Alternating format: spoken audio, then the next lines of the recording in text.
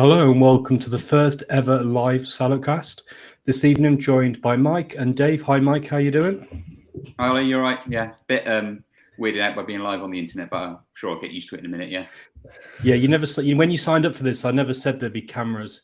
I felt like I was going to wear a bag over my head or something tonight, but yeah, we'll see how it goes, I suppose. And also, obviously, normally do a podcast and we can edit it, so we can't hide any of those, say, in Portsmouth instead of, I don't know, Port Vale or something. We can't edit those out anymore, so yeah, see how that goes. Lots of mistakes, I'd imagine, yeah. Yeah. And welcome to the podcast, Dave. How you doing, Dave? I'm great. Thanks for having me on. I really appreciate it. It's good just to see Mike frantically cleaning there when he realised he was on camera. Yeah.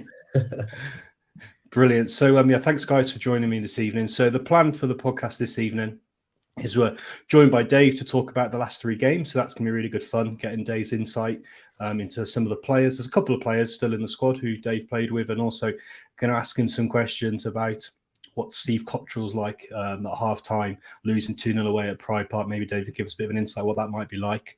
And then we're going to talk about the charity game that Dave is organising. And this, we're going to unveil a special guest, and we're going to unveil that now. So, Dave, you can tell us who's the guest who's going to join us later on. So very exciting. So hasn't been announced in the charity game. So this is his unveiling that he's going to be involved, and it's one of our old captains from that promotion season from the conference, Darren Tinson. So yeah, it's going to be fantastic having him on. What we're going to do is we're going to cover the three games, and then he'll join us later on when we talk about the charity game. And if you've got any questions for Tino, please share them on Twitter or on YouTube, and then we'll ask him those questions later on in the podcast. We're going to run through the three games we played in the last few weeks. We've got the Wycombe game, we've got the Derby game, and then we've got the Posh game to go through. And it would be remiss of me not to make a little bit of a cheeky comment. So, Dave, welcome onto a podcast, and the aim is for you to talk the most. You're not going to get interrupted this evening. That's the plan. We're going to hear Dave's voice as much as possible as we go through these games. So now we normally go, we'll have a break and we stop and we normally chat, but we need to crack on. So first game, I didn't go to this game. I was in Tromsø on my birthday celebrations, but you went to this game, Mike, and it was quite a rare win against Wycombe Wanderers. Yeah, it was. It was way back on the 25th of Feb now, so you had to wrap your brains to remember what happened exactly. But yeah, we ran out 2-0 winners against Wycombe, which was. I'll be honest, I wasn't expecting it pre-match. After the Accrington game, I thought maybe the bubble had burst a little bit. We'd crested the wave. The small squad and the tiredness in the squad might be kicking in, because I was at Accrington and that wasn't great, to be honest with you. So it was a really nice result. We picked a pretty strong team. I think the only changes were Winchester out, with Bayliss coming in, and I think Bowman came into the front line. But yeah, you say it was a rare win against Wycombe. Our history against them is we've only won 6, we've drawn 14 and lost 12. But this made it actually the first time Salop have ever done the double against Wycombe in a season, which, it's nice. And surprisingly, we've never lost twice in a season to Wycombe as well. So some interesting stats around Wycombe. Nicely unexpected result. I mean, before the match, Dave, do you have any thoughts about where this might go? Sorry, you just broke up there. Say that again. Okay, so before the match, did you have any sort of thoughts on how the result might go after Accrington and sort of the recent form? I was fascinated because being on such a good run before that Accrington game, and then losing to a team which you would expect to be beaten, you just wonder what sort of character that Steve Cottrell's team is made of. It's their sort of first bit of adversity in a while, but they bounced back with an amazing win, because I looked at the next three games in Wycombe, Derby, and then Peterborough. You think they are tough, but to kick off that run of games from teams around them with a win, I think it just shows how much character and sort of desire, belief is in that squad. And it could have been quite easily for the season just to fizzle out after the Accrington game with these three games coming up. But to show that sort of character, I think it bodes well for the future. Yeah, and I think, like you say, on the way out, I think everybody was buzzing, weren't they? I think, when I came out, everybody was sort of back on the promotion bandwagon again after the sort of the disappointment of Accrington. We were back up for it. So just a quick note on this before we get into the game itself. This was Town's dedicated football versus homophobia game, which is a good cause to see the Town supporting and putting front and centre on the match day. And I think in the week leading up to, Elliot Bennett was pretty out in the media, sort of promoting the game on that front. And I suppose, I don't know if you've got a word on Elliot Bennett. He seems a great ambassador for the club, a great guy to have around the dressing room. And what's your thoughts on Elliot, Dave? Well, I knew Elliot as a kid when he was at Wolves. He was a bit younger than me, but he was in the youth team coming through there, and I always got on really well with him. His younger brother Kyle as well, and he was always such a nice, humble kid. Even sort of those youth team days, he was really nice, and then followed his career closely as he's gone on and shows again a lot about his character. The way he got released from Wolves, went down lower leagues, and he's gone right the way back through, right back to the Premiership, and then he's obviously come back more local now, and he comes across as a really nice guy. I say on the occasions I've spoke to him, he's very professional. Everyone you speak to him who knows him knows he treats football the right way. He understands it's a privilege, the position he's in, and I think he showcases that within the football club. And I think as you get older, I felt it myself as I got older, you do feel a little bit more of that responsibility of being able to give back, and he knows it's not going to last forever, and he's always sort of right at the front of the queue, isn't it? When Shrewsbury Town Foundation need things doing, need people to go and promote what they're doing. The amount of events you see him at in and around the community, I think it says a lot about what he's like. And to have people like that at the football club is absolutely golden. Someone that you can lean on to act in the right way, be professional, but also have a little bit of heart as well in the things they do. And he's showcased that time and time again. Yeah, he seems like a great guy. That he's often subs in for captain as well sometimes. He's obviously well respected in the club. Yeah, I hope we get another season out of him because I like him when he plays as well more than anything. So, back to the match. Wycombe starting the match with a new manager. Ainsworth's gone off to I can't remember where, but it's the end of sort of heavy metal football, isn't it? It's QPR, isn't it? Yeah. Good luck with that. So I was a bit nervous that they were going to get a bit of a new manager bounce. I think the guy that's taken over Bloomfield he's a bit of a club legend. He's been around there a long time, I think. So that didn't happen. Luckily enough for us, though, so the new manager bounce didn't really rub off. But as I say, 2-0. I don't know if you watched the goals back, Ollie, after your luxury holiday. The first one's a great goal. I don't know if you can describe it if you've seen it on the highlights on the day. Yeah, good run from Sadie, and it's good to see him offering assists as well. I saw Bowman. I'm not sure if Bowman was really trying to claim this one, but it's a good run on down the right hand side. He crossed into the danger zone, and it was an own goal. Poor defending. I'm not sure what else he made, but he would have done lots of things. Could have kicked it over, headed it clear, but I thought it was quite poor defending there. Yeah.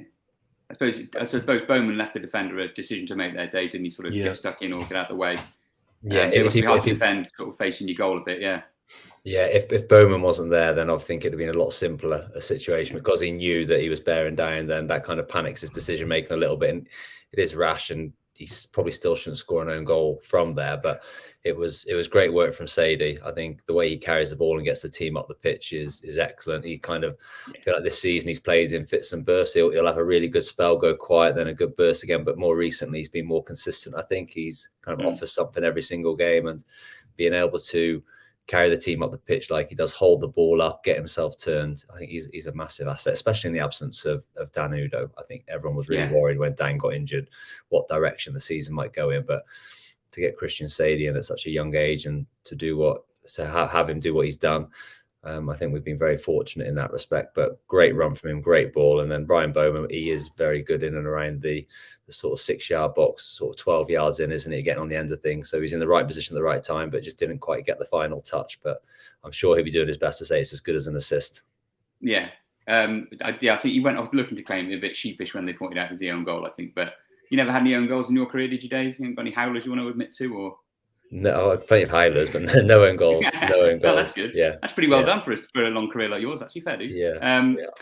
So that was the first goal of the game, and it sort of settled us down a bit because I think we started relatively nervy, but it was a perfect sort of Shrewsbury Town time to score at the moment. 31 minutes. I think we sort of set into to settle ourselves into the game, try and start strongly, but we're quite compact. And then over the course of first halves, we tend to open up a little bit and try and nick one on the break before half time. So it seems to be the sort of the game plan at the moment under Cockrell is sort of, be compact, don't get out of the game before before the sort of half an hour mark. So it's nice to see that tactic working again. I think we've seen a lot of that recently.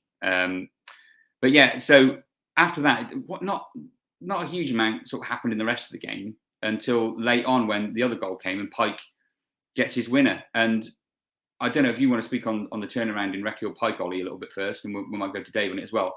I think when he started a couple of years ago now, wasn't it? He was in and out the team, and he was young, and he seemed very raw. He came in under Ricketts, I think, didn't he? So yeah, he did. You might have overlapped him, Dave. But he's become a very reliable player off the bench and starting towards the end of the season. I think he's really turned a lot of Town fans round. Did you play with Rakil Pike? There's only a few players, isn't there? You got a Doe, and yeah, there's not many players that Pennington overlapped your time as well, didn't you, Dave? Yeah, Did with Pike- Ricky. Yeah, played with Ricky. Yeah, so he's a great lad, and say I'm a keen listener of your podcast. So I know he's not always been sort of top of the fans' favourite list, and he really struggled in those first couple of seasons, really. And again, I've talked about character of this Shrewsbury squad. For Ricky to go out on loan to Scunthorpe, which looked like it was the end of him, really. You'd be very surprised if he'd have said he'd come back and played again, let alone had the impact he's had at Shrewsbury.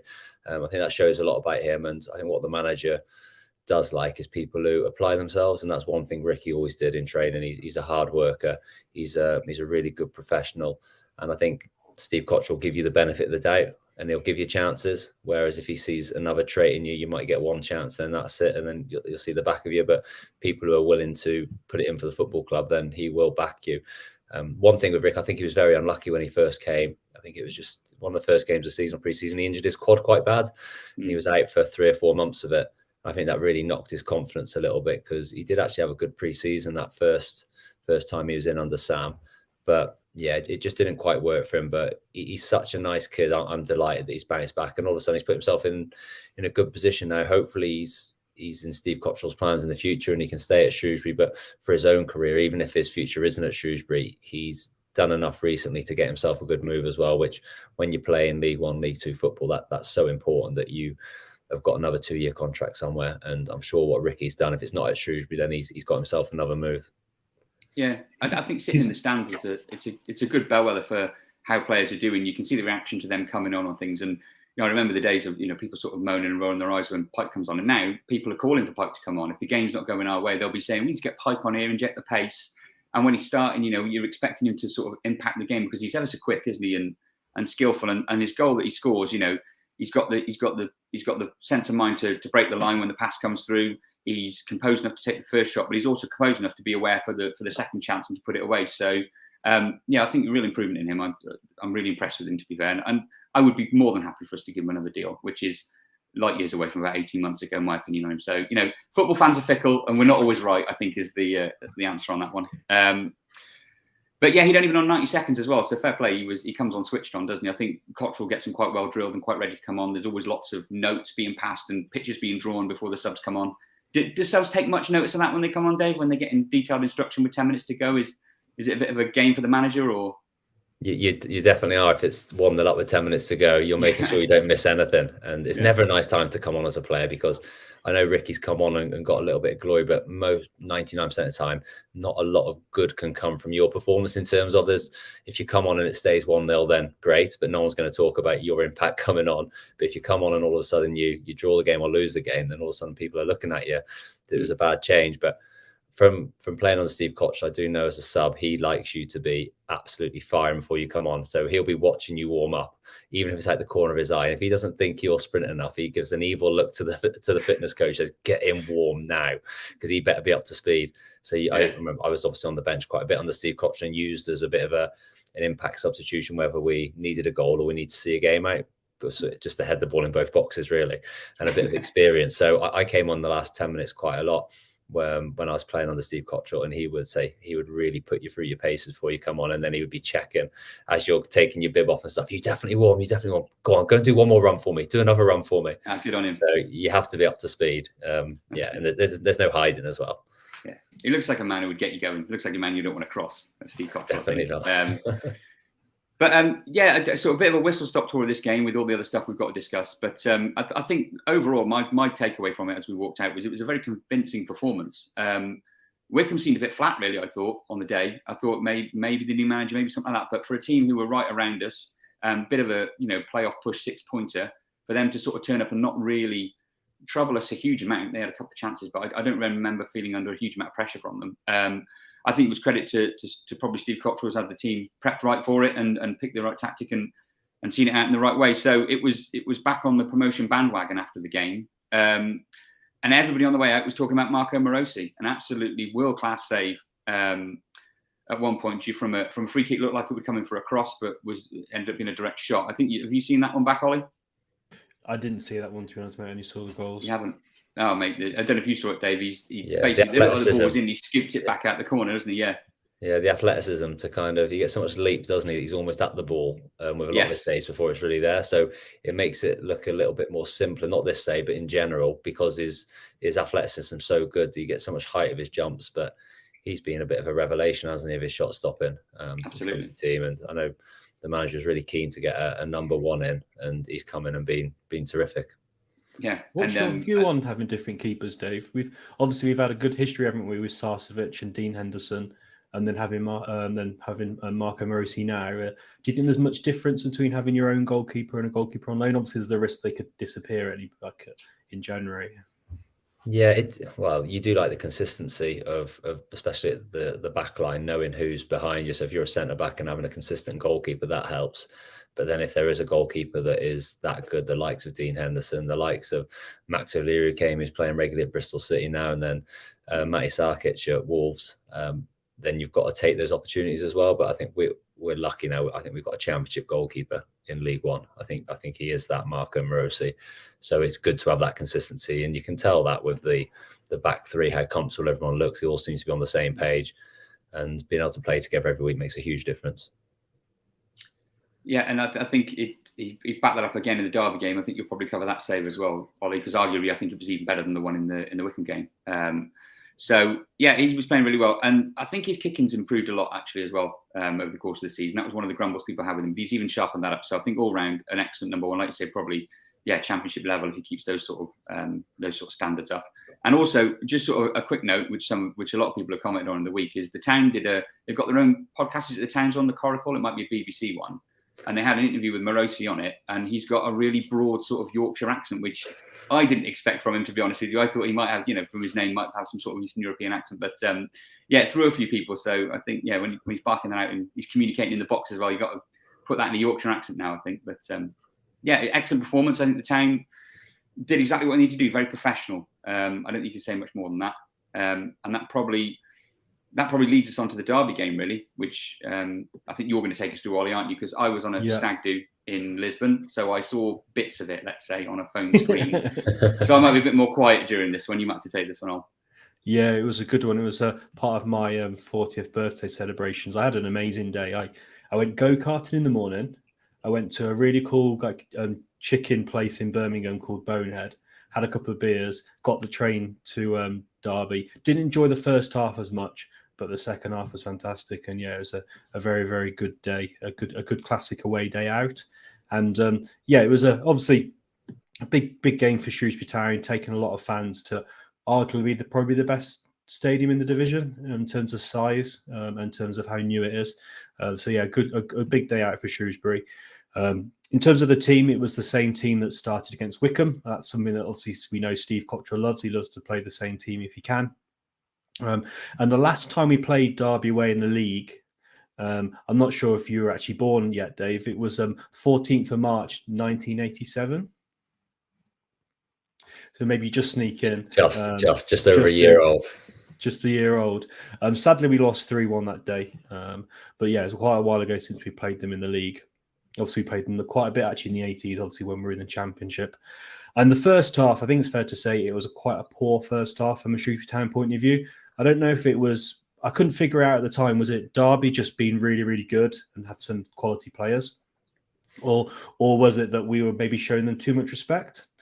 Because it wasn't like Derby were doing anything particularly special, but they do have some special players. So the first goal from Roberts, a screamer by the fullback from long range, was an absolutely amazing shot. And then McGoldrick got in and scored in the box. And I have to say, a lot of Shrewsbury Town fans are talking about McGoldrick, Dave, and for his ability in League One, that's quite a player for Derby. He certainly is. He's their talisman as well this year. I actually did the commentary of Plymouth and Derby on Tuesday night, so I was down there watching him. I had a little chat with him before the game, actually, and I was talking about the Shrewsbury game with him. And he was really impressed with how Shrewsbury played. But he's a terrific player. He's like a bit of an all-round striker in the way that he's very good at linking play. He sort of drops into pockets of space, and that allows runners to go behind him. And then he's obviously got the vision then to play it first time to them, or he can get on the half turn and run.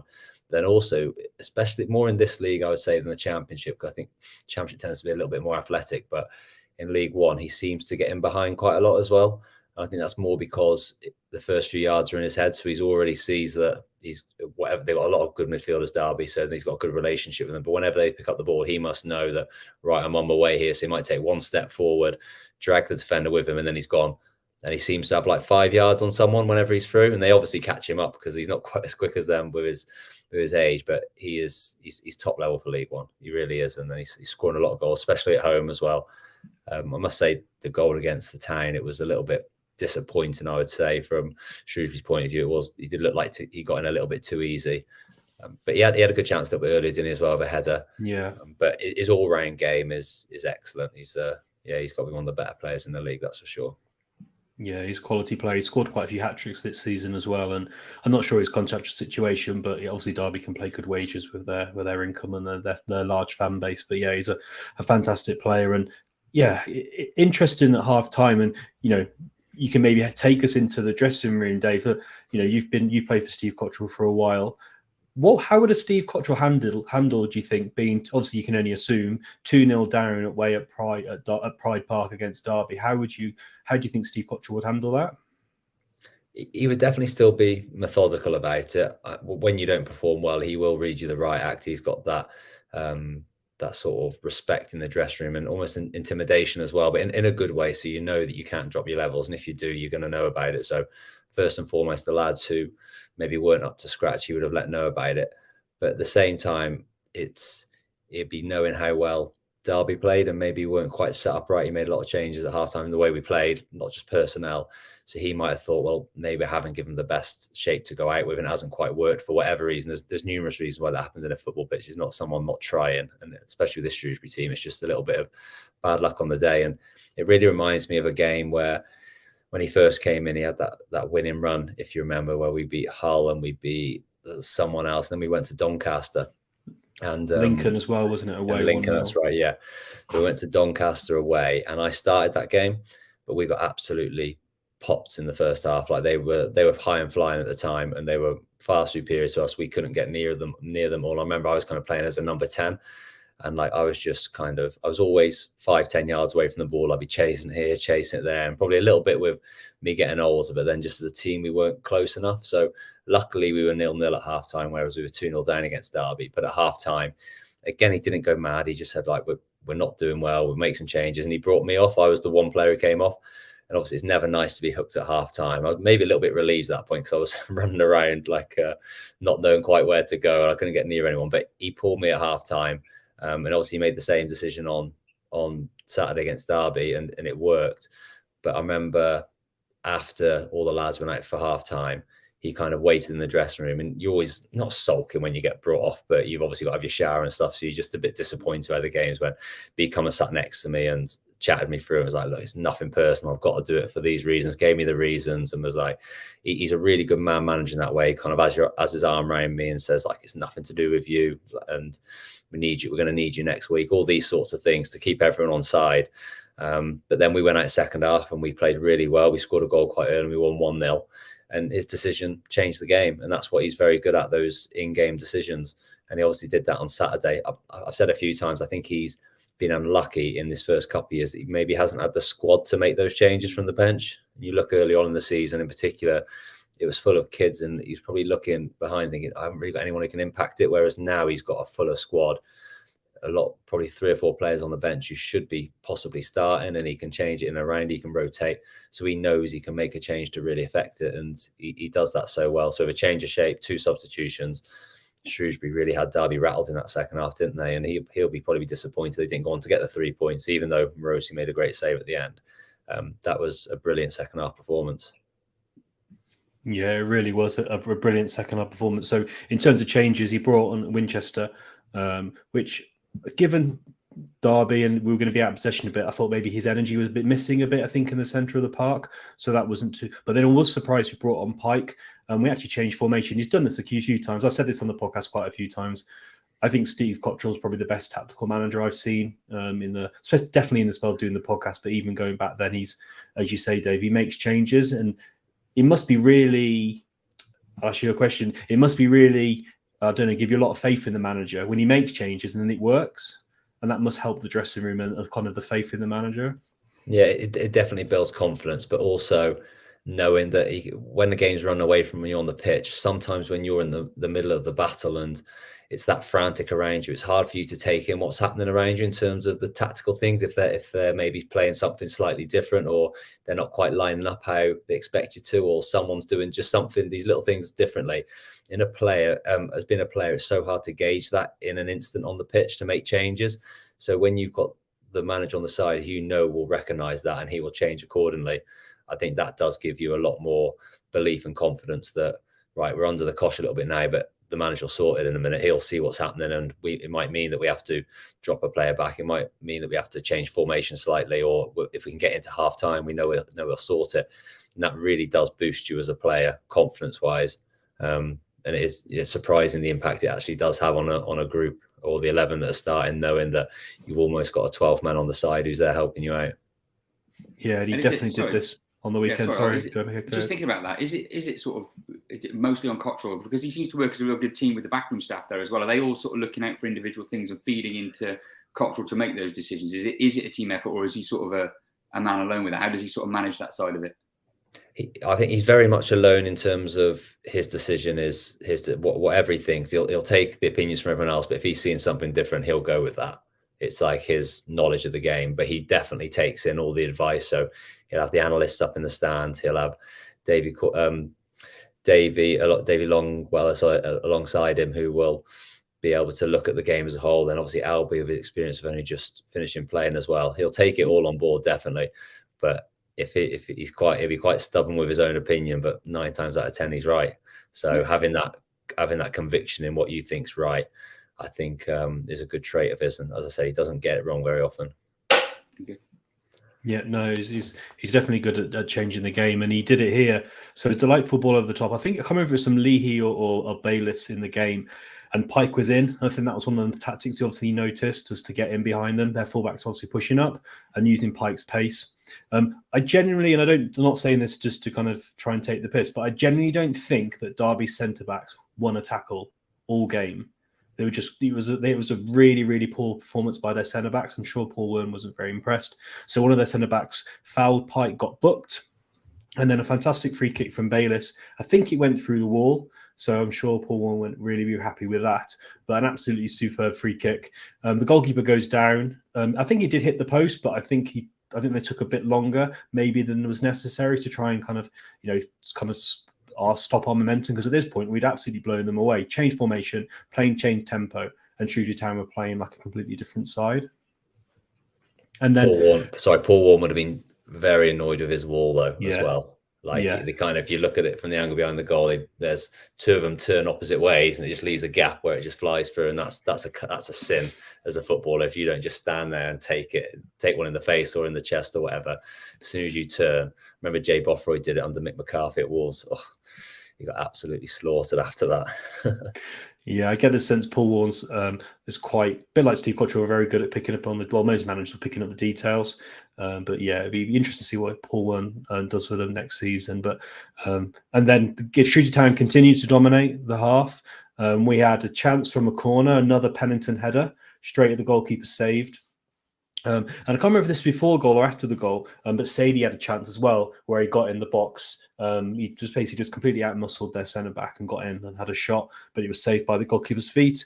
And then there was a shove in the back. There was quite a lot of contention among Derby fans about this, but if you push someone in the back, it's a rather stupid thing to do. We won the penalty. Fair play to the referee, who wasn't intimidated by the large crowd. And yeah, definitely going to try and bring your insight onto this. I thought it was fascinating. A lot of Shrewsbury fans have pointed this out to me. But I noticed at the game that Sadie was holding the ball, and all the Derby players are all chatting in his ear, and Luke Leahy's just standing back, just taking it all in, being composed. All the Derby players are all chatting shit in Sadie's ear, and then he just pops the ball to Leahy, and Leahy scores his 9th penalty in a row for Shrewsbury, which is a fantastic record. And we often, Shrewsbury Town fans, we talk about Steve Cottrell and we praise his attention to detail. That's the impression we get. And is that the kind of thing that doesn't surprise you from Steve Cottrell and his staff?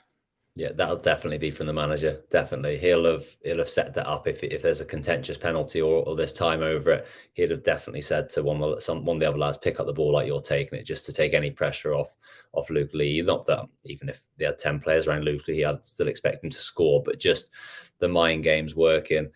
There's loads of things which I can't say because obviously you don't want to give away the tricks of the trade, which Steve Cottrell does. But some of the stuff you work on in trading, just for those 1% gains, whether if it's getting in a better position somewhere or affecting the game, just in these little percentage, he'll do it. Just old tricks of the trade. So that doesn't surprise me one bit. But what a cross as well by Sadie for the penalty as well. And then as soon as the Derby defender gets his arms out in front of him, it's a penalty. I listened to the press conference after the game, and a few of them were saying they thought it was tough. And in my preparation for the commentary I did on Tuesday for Plymouth and Derby, I was listening to a few of their fan podcasts, Derby, and they were all the fans saying, never a penalty. It's so harsh. But I'm thinking, as soon as you get your arms straight, it's obviously the fan bias. But yeah, as soon as you feel that contact, you go down. Did make a meal of it, but time well deserved to get back level. And I think you said Sadie had that chance just after, didn't he, as well? Which could have taken the game away. Yeah, we could have easily. So that the Pennington header was in the 6-yard box. It was a really, really good opportunity. Another good set piece. And yeah, Leahy and Pennington, I don't know whether they spend a lot of time practicing, but he finds him so often. Virtually every game from a corner, Pennington will have a header on goal. And so, yeah, and we always try to be honest on this podcast. And I generally think we could have been leading before the Maurice save. And then Derby weren't even in the second half at all until the last 10 minutes. They were doing a lot of time wasting. They time waste in between when we took the penalty as well, as you were saying, with Sadie holding the ball for a while. A lot of time wasting from Derby. And then, a good opportunity for Derby, but another fantastic save by Maurice. I don't know how I'd total it up, but I'm sure Maurici's earned us at least 6-9 points, probably maybe more with some of the saves that he's made. And he's been absolutely a fantastic servant. So, yeah, fantastic result in the end, a point, well deserved, I think. We went out of this game with another point, and a point against a team obviously of Derby's size, and kind of obviously got ambitions to be in the playoffs. Not a bad result at all. Any comments on this game, guys, before we move on?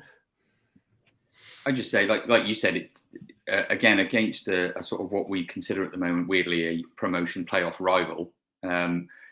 To turn it around like we did have 2-0 down, I thought, it was again excellent from Cottrell. And just to say, there was a little part of Portugal going crazy when that penalty went in. A little part of Lisbon, we were on the chairs and the tables. The locals didn't know what was going on. It was a real shame we didn't get the winner because a couple of them late chances as well. Yeah, it was good sort of like classic when you're away but watching the town, streaming them somewhere.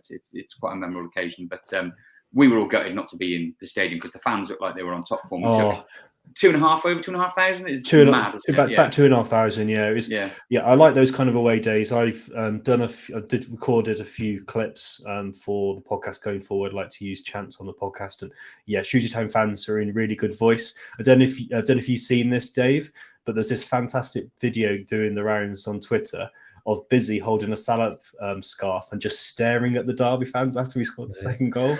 Yeah, the club even Dylan from the club even put it onto TikTok as well, and it's just brilliant. Busy just staring at them because all their hardcore fans are near the Shrewsbury Town fans, and they were fuming, and also the comments from the video clip are brilliant because they're just fuming that they scored.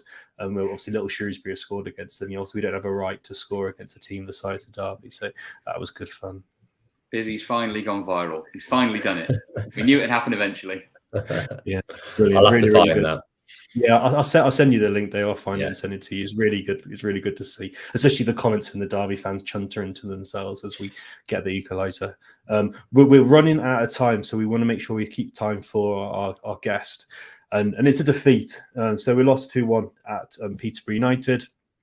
With our new style podcast, we don't spend as much time on defeats because who doesn't matter, does it? We lost. It was away to Peterborough, another team in a promotion and run.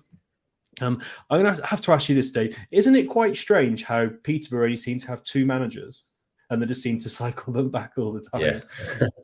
How would that go? How would that go down in the dressing room? Like would that be just, I don't know, is it just people are fans, the players are used to it now? But I don't know how many times Ferguson's been at Posh now. It's more than 3 times. Yeah, I'm not quite sure. I've never been in that situation before where an old manager's come back in. But yeah, they must be used to it. It's all right if you're one of his favourites, I suppose. But if he's someone who's left you out the team and you see him coming back, that's a bit more of a cause for concern. But I actually saw Darren Ferguson at a Shrewsbury match a few months ago before he went back in. And I was chatting to him. He was kind of sat behind the tunnel there. Because actually when I met Darren Ferguson once, when he was at Peterborough before, is when my contract finished at Shrewsbury, when I left when I was a 21-year-old. I actually went and met Darren Ferguson, and he was a nice guy, but they were in League Two at the time. I kind of wanted to make the next step up if I could, but I had a good chat with him, and he didn't let me forget that I had turned him down. But he was saying he was desperate to get back into the game. I was kind of saying, "Oh, you must be enjoying the break," and he was like, "No, I hate it. I just want to get back in as soon as possible." So it's no surprise that he's gone back there.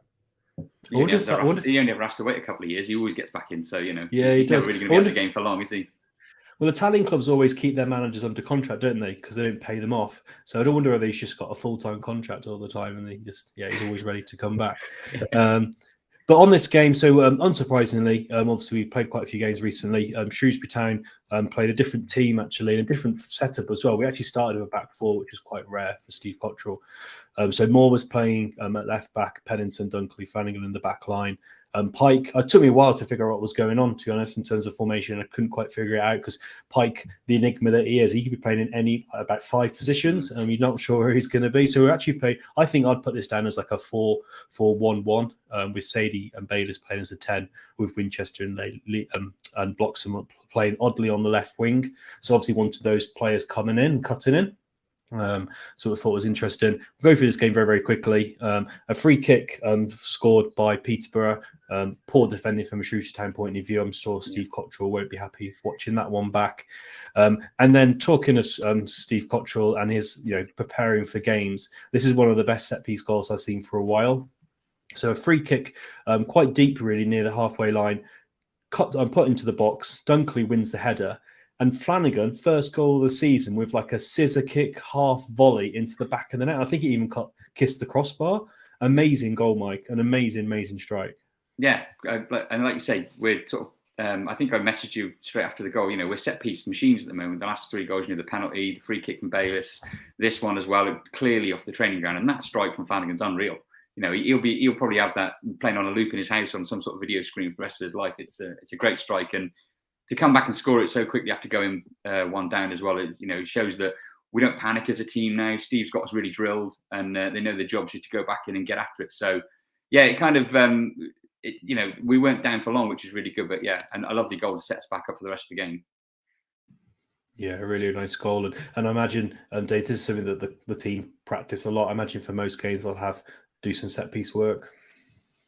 Yeah, sort of even the back-to-back games. Yeah, that is the one constant in a Steve Cottrell training session leading up to games, is that you'll go through all set pieces, and he is very, very intense in that, which is good because everyone knows their jobs inside out.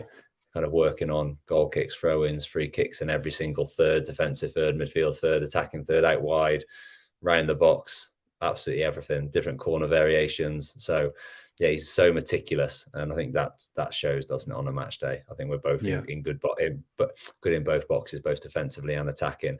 I do think he'll be a little bit disappointed with the goals they conceded against Peterborough. I thought the first goal, we dropped deep very, very quickly. You look where the guy scored from, he's probably on the edge of the 6-yard box, and it was a whipped in free kick. I feel like if they would have held their line a little bit on the edge of the box, it maybe would have given Morosi a bit more space to maybe come and get it, because the ball landed, say, not too far from a 6-yard box. So maybe a little bit too deep. And the second goal, the late one on, it's not very often we lose 2 first contacts on the bounce. So we didn't win the first one, we didn't win the second one. That's very unlike this Shrewsbury team. So as much as we probably deserved at least a draw at the game, like so many games in this league, it's fine margins and it's set pieces, isn't it? And unfortunately, we were on the wrong end of them this time. Yeah, it was all 3 goals were set pieces actually, and yeah, it'd be frustrating to see. Just talking about kind of like tactics and Steve Cottrell. From obviously, we're in our 3rd season, not full season, but 3rd season of Steve Cottrell. Have you seen quite an evolution in the style of play from as a casual fan? Not casual fan, but a normal fan going to the game. You see a Shrewsbury Town playing, kind of defensive counter attacking football, but would you say that the style of play has evolved quite a bit, Dave, or not? Or what's your kind of view of Shrewsbury? I think it's got better, definitely. But I think that's more of a realization to the manager of what he's got available to him. Because if you look at his Bristol City team, which was his really successful one, is they played 3-5-2. They countered so quickly, but they also kept the ball really well because they're good players, especially in League One. They had some of the best players in the division, and he took over when they were like in the relegation zone, and then they got close to the playoffs that one season, I think, and then they got promoted the following season.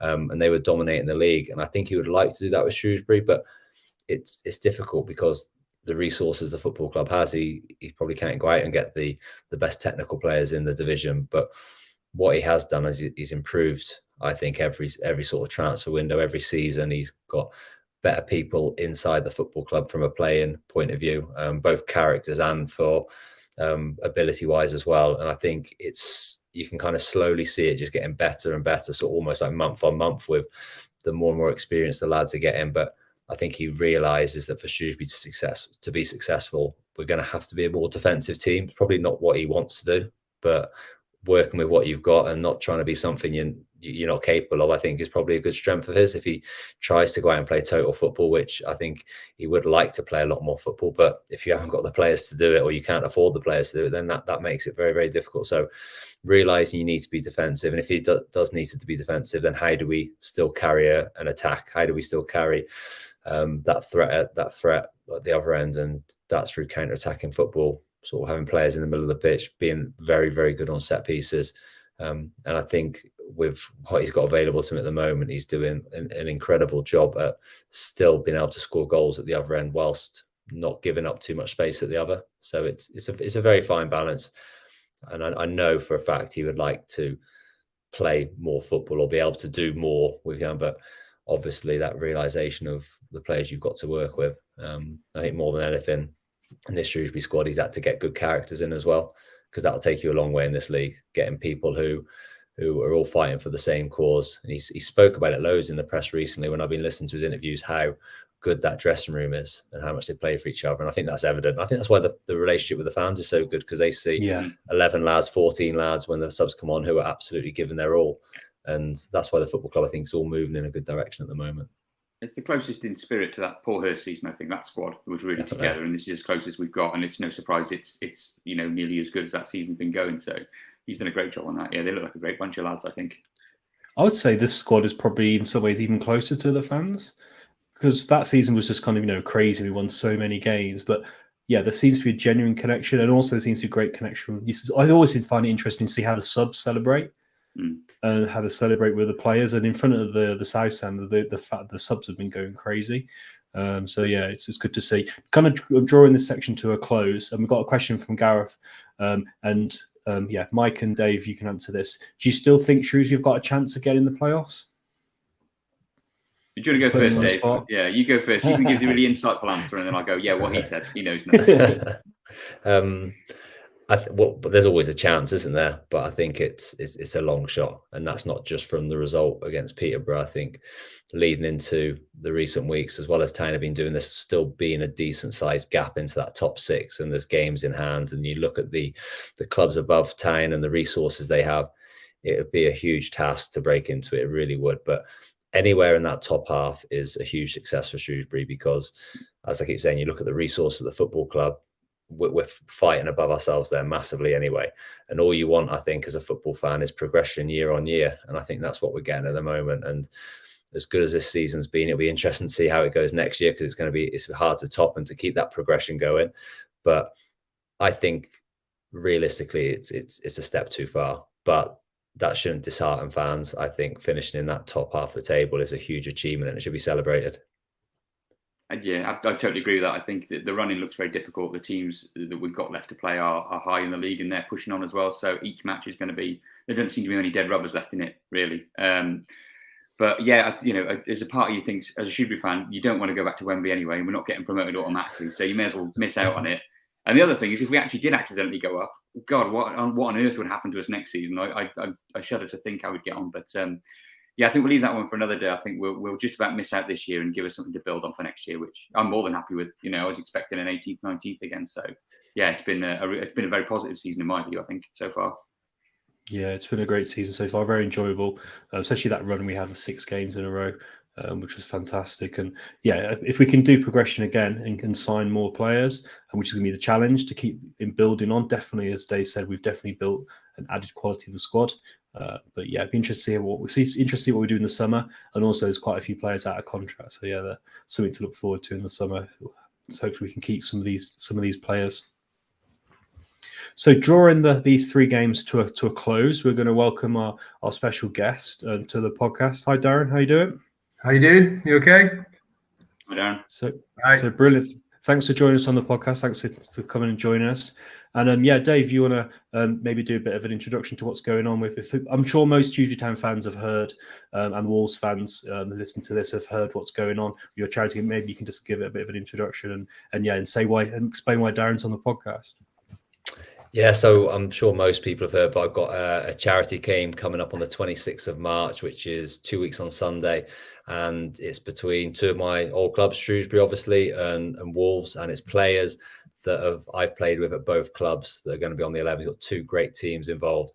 But most importantly, it's raising money for Little Rascals Foundation, which is a charity I'm sort of founded and I'm trustee of, which helps children with disabilities sort of in the local area. And like with COVID and things like that, it's been a tough couple of years, but this sort of the money we can raise can make a real difference. In particular, we're trying to build a sensory room at one of our centres, and we think this can go a long way to doing that. So hopefully we can do that. And obviously Shrewsbury Town Foundation, which you guys will know, they do amazing work in the community, and they're going to put all the money they raise towards their disability provision as well. So 2 amazing courses, but it's going to be a great occasion for fans, Shrewsbury fans, to come along and see some of their old heroes, and Wolves fans can do the same. And when you get players like Tino playing, and say they're all household names to the fans, so I'm really excited. I'm sure there'll be loads of deep heat flying around that dressing room to make sure they can still go. But a pleasure, and it's great to announce that Tino's playing. He's one of the players which hasn't been announced yet, so I've been able to do it on here as well, and for him to give up his time,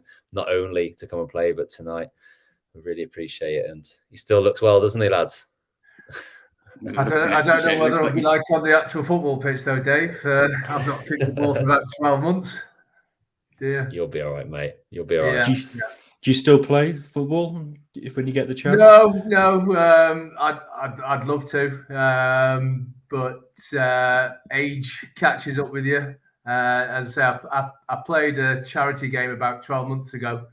Lasted about 45, 50 minutes, and then I pulled my quad. I was like, definitely, time to give up. But you love playing football, so I'd play with one leg if I could. But I'm really looking forward to this game. I'm really pleased, and that Dave invited me to play.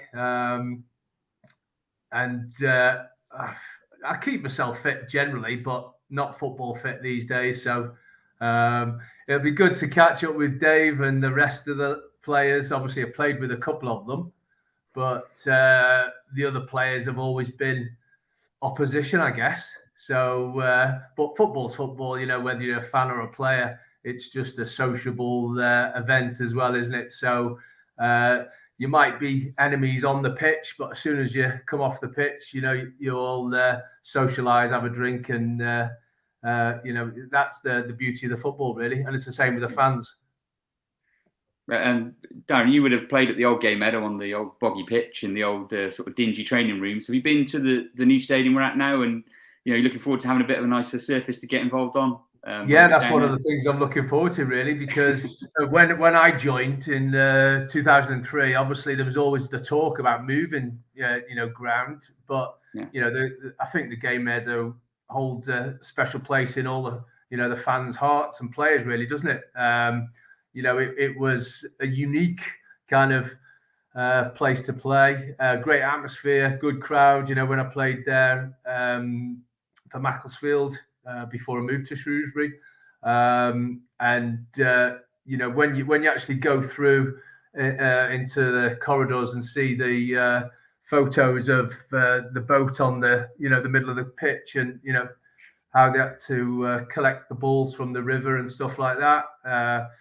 It's a great place, and I've only been to the new ground twice, but it'd be the surface looked a lot better. So yeah, be nice to get out there and kick a ball on there. To be fair. The change rooms will be a bit warmer as well, Tino. Oh dear, they have heating in the new stadium. the game editors didn't even have a radiator in there. We had a radiator, but it was never turned on. Oh dear, tell me about it. Yeah, it was a really old kind of dressing room, wasn't it? Yeah, I do miss that place though. Oh yeah. I mean, it was one of the any bad weather. I was with a load of Shrewsbury fans at the weekend, and we were all saying how much we'd love to go back there in a heartbeat. It's it's a real heart and soul stadium, wasn't it? Yeah, the atmosphere was great. Obviously, the location was right, wasn't it? You'd only have to walk out the ground, and supporters would be everywhere. There's lots of pubs around to socialise as well. So, yeah, obviously the new ground was always in the pipeline, and they've done great to get that. And it had to be done, didn't it? Really. The ground was getting old, and before time it'd probably be falling down, wouldn't it? Tino, I was telling the lads about anyone who wasn't at in the Stiffs live event. You told the story about you signing for Shrewsbury. Can you give anyone who hasn't heard a bit of an insight of how that came about and how you signed and how Dave Cook managed to get in contact with you? Oh yeah. So obviously I had 12 months left on my contract at Macclesfield, and cut a long story short, Shrewsbury had made an inquiry, and I was on holiday in Spain. I think it was Marbella, Portobello, something like that. Anyway, the phone's going, and it's Dave Cook saying, we've just taken over at Shrewsbury, and we really want to sign you. And they're giving you all the talk, and so I'm listening, and he said, we're that interested, we'll even come over to see you. And I was like, I was with my an ex-girlfriend at the time. I said, they want to come over and meet us. Is that all right? And, you're kind of thinking, this is a wind-up. So anyway, they agreed to come over the next day. And I thought, they're not going to turn up. So we decided, we arranged to meet round the pool. Anyway, next minute, this Dave Cook and Jimmy Quinn, I didn't really know him from Adam, turned up around the pool. And my girlfriend was topless, and Jimmy Quinn took her, towards the sunbeds, and Cookie took me the other way to chat to me, really. Jimmy Quinn left it to Cookie to have a chat with us. So anyway, we're chatting away, but they were always in Spain. They were in somewhere like Benamedina anyway on holiday. So they haven't travelled all the way to Spain to kind of sign me. They were there anyway. It was just coincidence. But it's a funny story to tell, really. I was actually in the Stiffs when you told that and brought the house down. But Dave Cook, he should have his own podcast, Dave. He was like that all the time, wasn't he, Dave? That was his role, really. With Jimmy Quinn. He was kind of just as he was, an entertainer, really. The lads didn't take him seriously or too seriously on the football pitch. He tried to, but, it was hilarious with some of the things that he used to come up with. But he was just that link between the players and the manager. Jimmy Quinn was obviously the serious one, but, any issues or whatever, players went to Dave Cook or Dave Cook went to the players, and that was how they worked together, really. There's lots of stories we could say, isn't it, about being on the bus and Jimmy Quinn going mad at Dave's antics on the bus and things like that. But yeah, he's so good at things like that, and that's him all over. He went to the World Cup. I think it was obviously after we won the league got promoted, sorry. And I think Jimmy was away. So Dave said, I'll take some sessions. And we were on the pitch.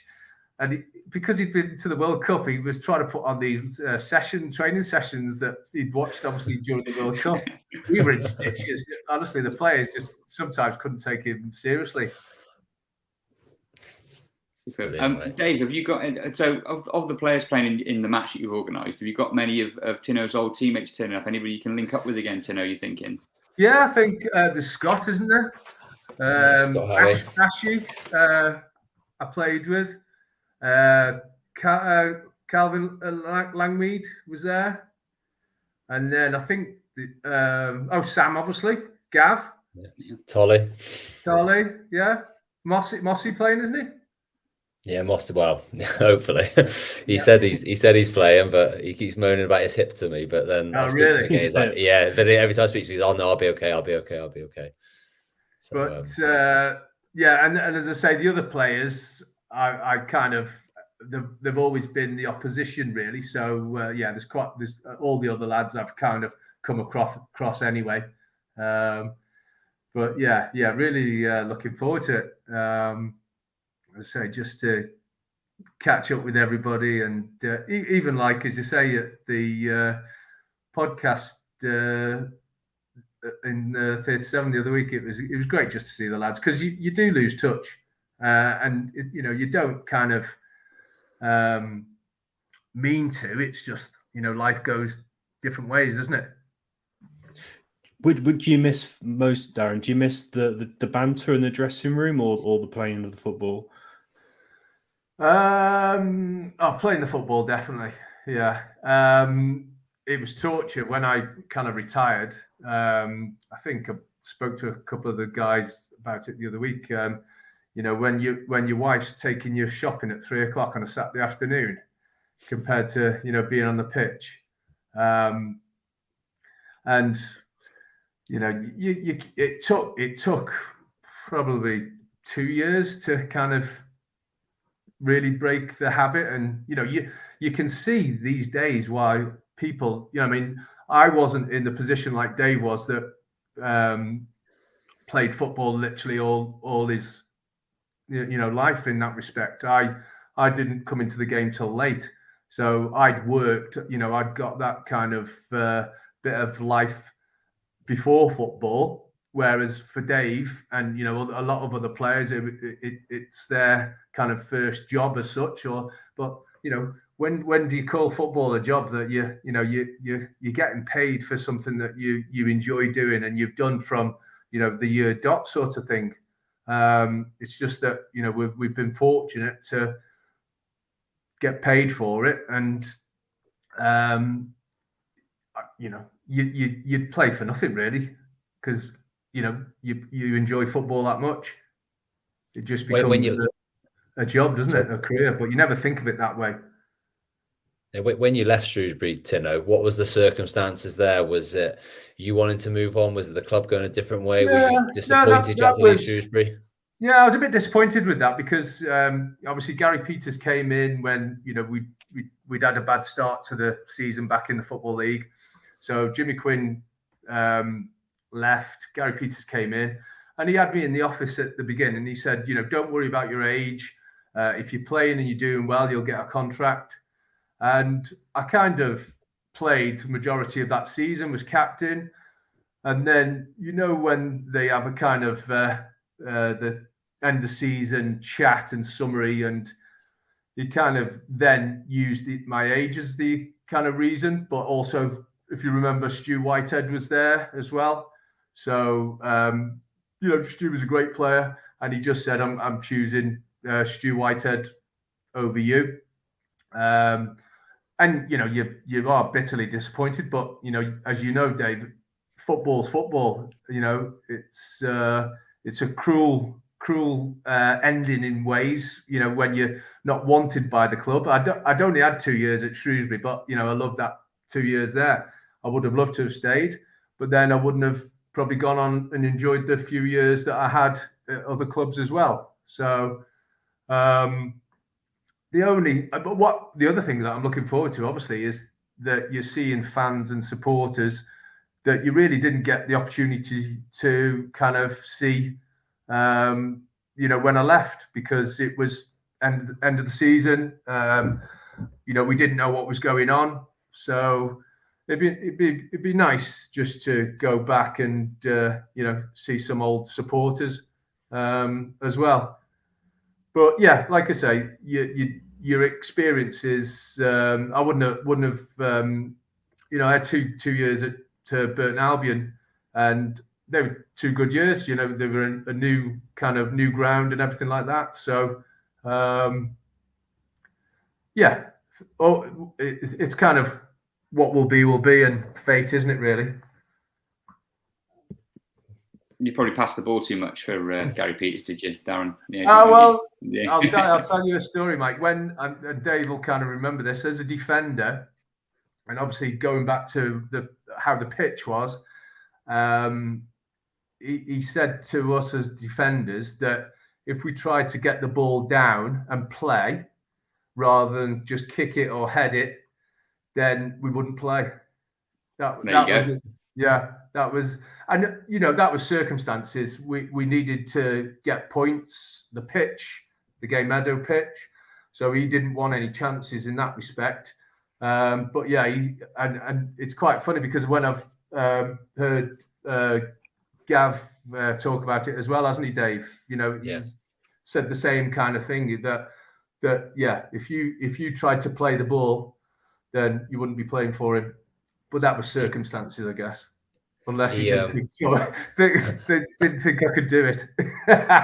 One quick one. I remember when he first came in, he straight away banned the centre midfielders receiving off the defence. He said that pass cannot happen. And I remember he got Darren Moss on at the right back position, and he said, if you pass into central midfield, that is the most dangerous pass in football. Everyone's kind of looking around. So we banned it. First game, Mossy passed into Tolly, got cut out, and they scored. But imagine Pep telling Kyle Walker that. Don't pass into De Bruyne. But obviously, like Tino said, it was circumstance, and it was he was very much a percentage manager, wasn't he? Just get it in behind, get it long. Yeah, and he changed a lot, didn't he? He changed a lot at the club. I didn't get really the opportunity to work with him, and I think he, kind of developed a lot more, didn't he, Dave, the following season and things. But he was very analytical, which we'd not kind of had the year before.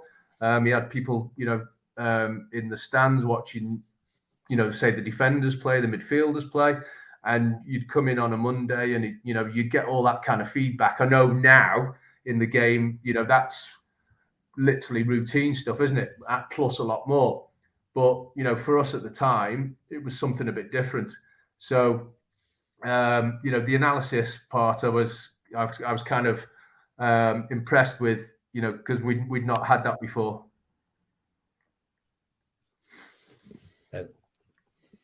Just thinking back to that conference season, can you remember what was the question from Tim on Twitter? Can you remember what was the worst away dressing room? Because we must have gone to some quite fantastic stadiums. Honestly, Ollie, there was some bad places to visit, wasn't there? Like Dave said about our changing rooms. There was some horrendous places. Do you remember when we got beat 5-0 against Dagenham away? The Dagenham debacle, it was named in the Shropshire Star. January, wasn't it? Yeah, Dagenham's. That's got to be one of the worst dressing rooms as well. It's like a very small dressing room, and you kind of walk out, and then it's behind the stand, and then through the stand onto the pitch. But yeah, definitely that, and obviously losing 5-0 didn't help. I think we could. Are you blaming the result on the changing rooms? Is that what you're saying? Oh no. It was one of those. It was like the Man United Liverpool game. It was one of those freak results. I think they scored about 3 goals in about 8 or 9 minutes just before half time. It was everything we did just went wrong. But every cloud, Mike, has a silver lining, because I made my full debut the next game when he made changes. That's it. Yeah, that's right. Yeah. But yeah, again, a lot of the change rooms were the old style still. Then they had very small space with a big bath and then a couple of showers. They weren't pleasant. Good fun.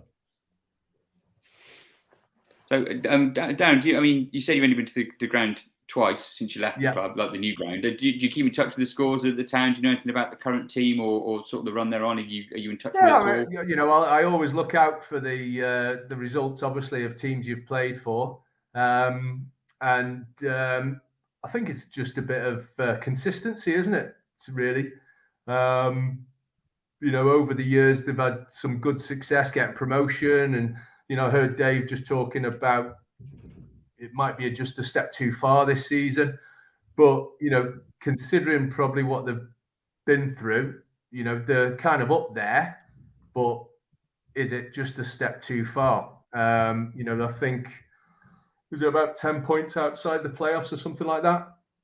And there's 11 games or so to go. But you just need to have that consistency, and looking at the kind of last period of results, it's kind of win one, draw one, lose one, is it? Win one, that kind of thing, where you need to have that momentum, don't you, going, to be grinding out those results. I don't know a lot about the team. There's only one player that I'm aware of, and that's the centre half, Dunkley.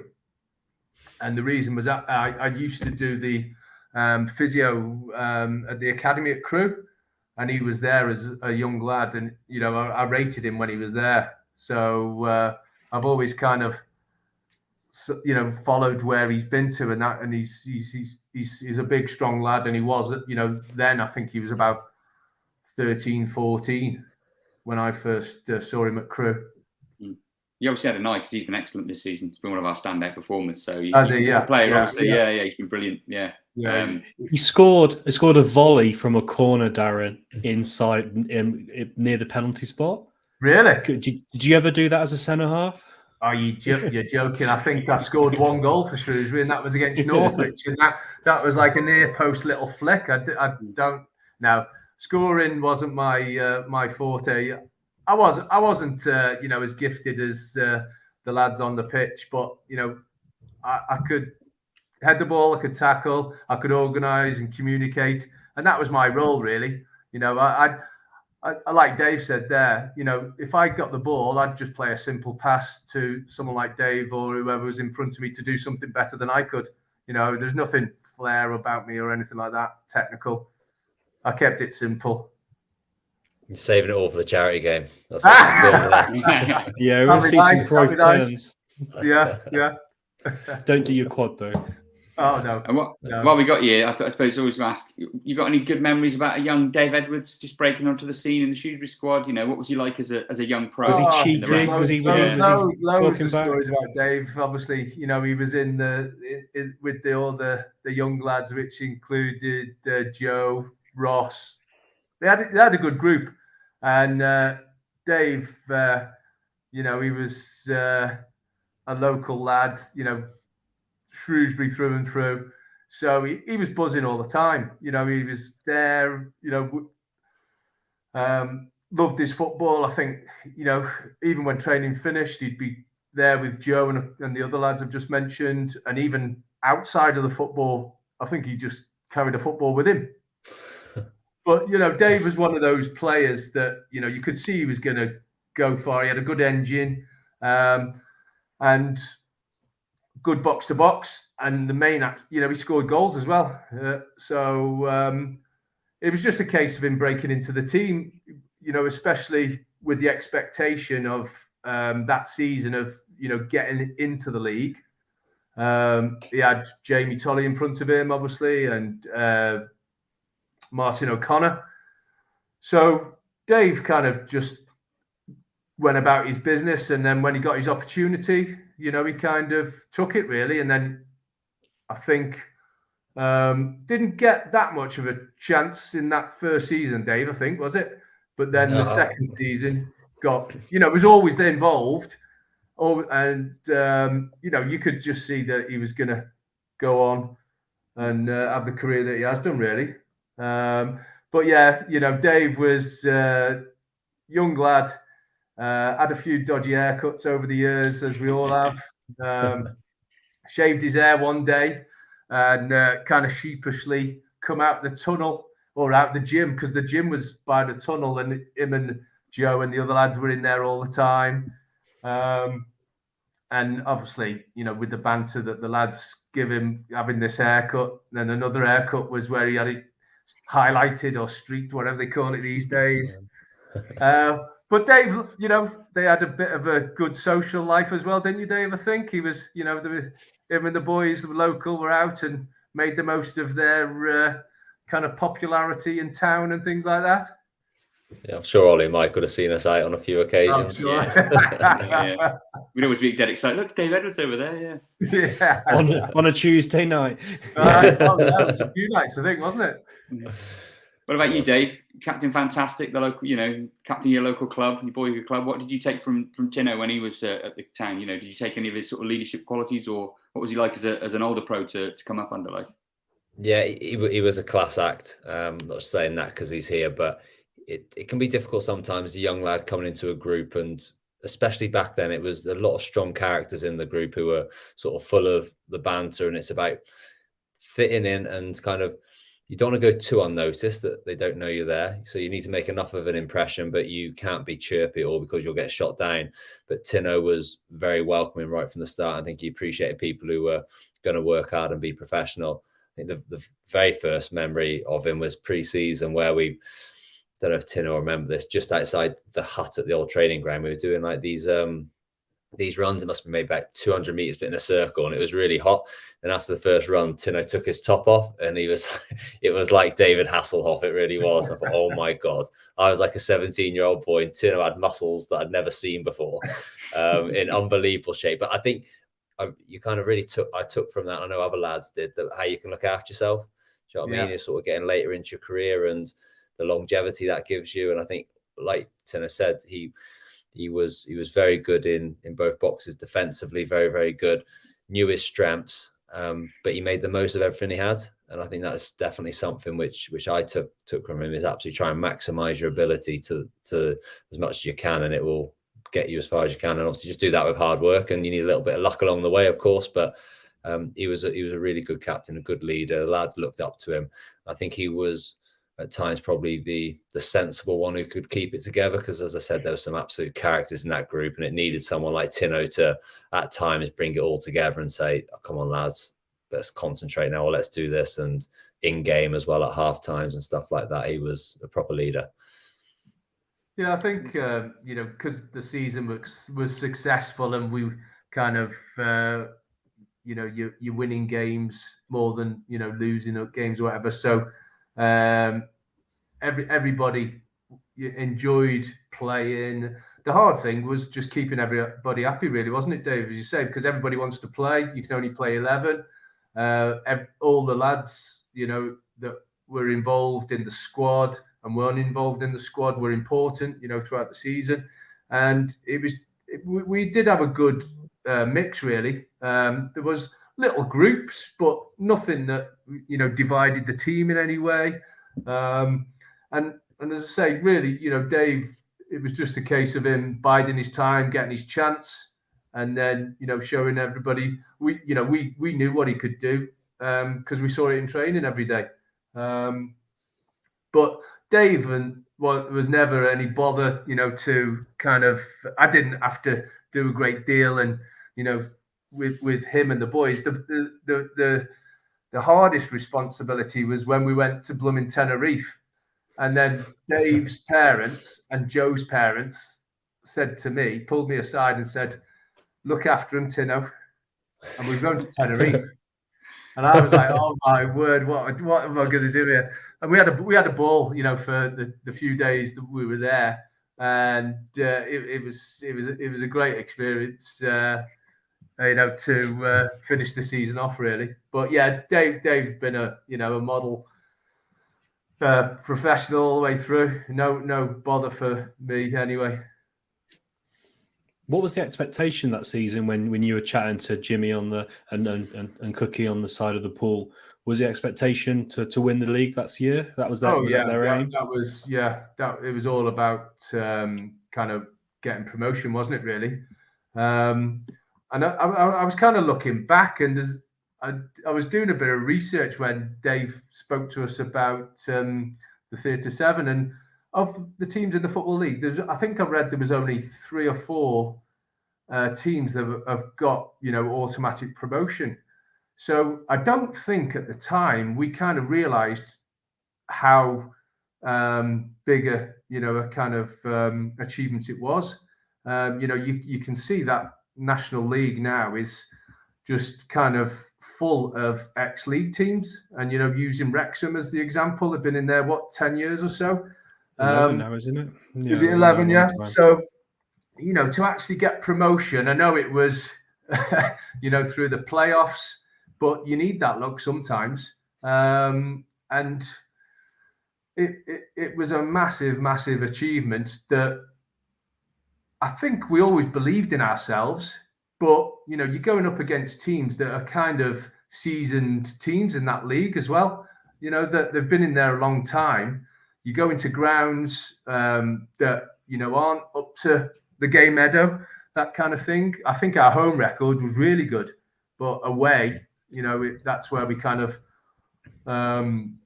let ourselves down a bit. But we were always a scalp for teams as well, weren't we, Tino? Yeah. So everyone wanted to beat Shrewsbury. Yeah, so that kind of raised their games. Yeah, of course. You always get that, don't you? But yeah, I think from the word go, and the chairman, it was a priority for him, with the board as well. And thankfully, we achieved it. It's crazy looking at that league table. In preparation of this pod, I was looking at the league table. That including Shrewsbury, there were 6 teams now in League One who are in the conference that season. Yeah. Forest Green, Morecambe, Burton, Exeter, Shrewsbury. Yeah. So it's crazy to think it was a tough division, but yeah, it's interesting to see how I remember going to that. I think that National League is got to be, one of the toughest leagues probably to get out of. Just for the fact of, the quality of ex-league clubs that are in there all trying to get back in. There's not a lot of differences, I don't think, in the standard you see. And the teams that have got promoted recently have always done quite well. And as you say, have even gone on to get promoted again, haven't they? Yeah, no, definitely.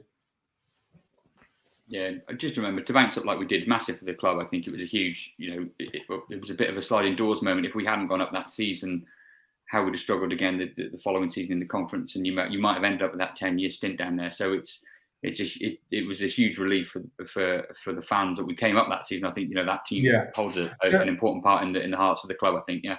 Yeah, I mean the fans were amazing.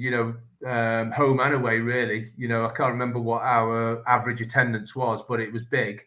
And I kind of always remember, when we played even in pre-season against the rivals Telford, kind of you winning that Shropshire Cup, that just got the fans and the supporters behind us. We had a really good pre-season. And then we played Derby. I think was that the last game of the pre-season, and we beat them 5-0. So going into the first game of the season, it was a great crowd, and that carried on all the way through. So the supporters and the fans, made it. It's that old cliche, isn't it? The 12th man sort of thing, really. I can remember going away to Lee in that season, and we had 3 sides of the ground, and they had one sort of little corner for their fans. They'd given us the home ends. It was we travelled because a lot of grounds that nobody been to really. So we travelled well with the team. It was a good season. We went to most of the games that season. And as you say, those clubs loved probably us going there because they knew they were going to be financially making a good profit with the numbers of the fans and supporters that we were taking. Yeah. Have you got any standout moments from that season, Tino, that are kind of your best memories? I know the final at Stoke would have been special with all those the trophy, but the most enjoyable game was when we beat Hereford 4-1 at home. That was because they're another kind of rival team, and I think that day we played really well. Everything just clicked for us, and there was some good goals. So that game always stands out. But then the Barnet game, which was the second leg of the semi-final, that was a huge game, wasn't it? Really, again, it was the support we had that day was massive. And even though we were 2-1 down after the first leg, I don't think we ever doubted that we were going to kind of go through. But, we left it late and it was kind of penalties again. I always remember the fans, running onto the pitch at the end of the game. That was huge. We went in the dressing room and then came back out. They were all still out there. And then even, like you say, the final was a massive memory. But also, do you remember, Dave, when we went on the bus when we did from the Civic Hall? The amount of fans that turned out for that was incredible. That was, the streets were lined, weren't they, with fans and supporters when we went round on the bus and things. That was, kind of special as well. Did you have a big night out that night? Or did it carry on for a few days? The actual final was a bit of an anticlimax because we didn't have anything planned. I think all the lads local, you went back to the ground and you went out there, didn't you? I think, Dave. And then because I was living in Nantwich, some of the lads that way, we just came back into Nantwich. There was half a dozen of us doing that, so we never really celebrated it straight after the game, I don't think. But we went to the crowning column. We got after the semi-final and the final. I remember after the semi-final. So we went because we had such a good time after the semi-final. We went there in the final as well. So it was good. And I think I ended up in Diva or Liquid, I'm sure, later on in that evening as well. Well, we're talking about that massive game there. I think we're probably worth bringing it back to the massive game coming up at the end of the season, Dave. Your charity game again, where we'll see Tino again. How are the teams shaping up? You haven't got too many pacey Wolves strikers for Tino to worry about on the day, have you? You got many more to announce, or are the squads sort of there? How's that looking? Yeah, we've got 3 or 4 on both teams still to announce, which will be announced tomorrow, and then that'll be the squads announced, barring any late surprises which might happen. I've got a few people who are kind of still waiting to commit, but might be a bit doubtful. So we should know the whole squads by tomorrow. In terms of who's Tino's up against, I wouldn't say you've got no real pacey ones, but you're going to have a physical battle, I think, with a few of them. There's a couple of strikers getting announced tomorrow, but I think one that's been announced is Chris Iwalumu. I don't know if you played against Big Chris. Oh, yeah. You might have caught a few elbows off him in the past. Definitely, yes, I have indeed. Yeah. Well, you know what, Dave? You know what I'm like. I'd rather have a bit of a battle against somebody rather than playing somebody like Luke Rogers, who just literally terrorizes you with pace and never gives you a moment. At least with a bigger opponent, you do have a bit more of a battle. So. Yeah. Well, I might try and get Matt Jarvis switched to up front then. He's the speed merchant in the team. Don't do that, Dave. Get him running off your shoulder. That's another quad gone, that, isn't it? Yeah. Just put him on Gav Cowan's side. Yeah. Oh, yeah. Who do you think your money's on then, Dave? Who's your smart money on? Are either the squad sort of shaping up better, or do you think it's just going to be a nice friendly game, is it? Well, I hope it's a nice friendly game. But I think when I've been speaking to a few of the Shrewsbury lads and that in the Stiffs event, when I was speaking to a few of them as well, they're all a little bit concerned that the Wolves team is mainly made up of the time when I was at Wolves in the Championship and the Premier League. So straight away, they're kind of they're top footballers, and then also they're probably 5 to 10 years, or say 5 years or so younger, all of them. That's a big advantage, the age, isn't it, more than the ability, probably? I think so. So I'd say the average age of the Wolves team is somewhere probably around my age, maybe a little bit between 35 and 40, I'd say it is, whereas the Shrewsbury team is over 40. Well, that's it. Well, I must be the granddad. You'll be all right. So, yeah. And I suppose, do you want to just give everybody the details of how they can get tickets and what the date is, and just give them all the details of how they can get involved with the day as well, Dave? Just while we're there's plenty of ways you'll find links and things for the tickets. If you look on any of my social medias, then you'll find it there. But if you're a Shrewsbury fan who's used to either getting them at the ticket office, you can buy them there. So you've got a couple of home games left before the game, so feel free to buy your tickets there, or support obviously online as well. So just go to the ticket section and home games, and it's listed there underneath the ones coming up as well. So I'm hoping to make it there for it's the Bristol Rovers game the day before, I think. So I'll be out there and I'll be selling tickets out there. So if you can see me on that day, I'm trying to get them gone as much as we can, because it'd be amazing to get a big crowd there, obviously to raise money. But I think for the likes of Tino and the people who are playing, I think the quality of teams we've got and what they've done for the football clubs, it almost deserves a decent crowd as well. And everyone will have a good time. It will be a real fun day. There's loads going on before the game and around it. Stuff we're doing, showcasing what we do with the charity. There's kids tournaments going on. The bars, the fan zones will be open, things like that. So yeah, it'll be a great day. So all you Salop fans, try and come out in your numbers and try and support. I know there's a game the day before, but £10 a ticket. Yeah, so if you can afford it, then it'd be amazing to see you all. Yeah, it'd be fantastic. So yeah, if you can come along, it's great. Yeah, great. It's a great piece of work you're doing there, Dave, in terms of bringing this together. And yeah, some good names as well. There's a couple of interesting names on the Wolves side as well.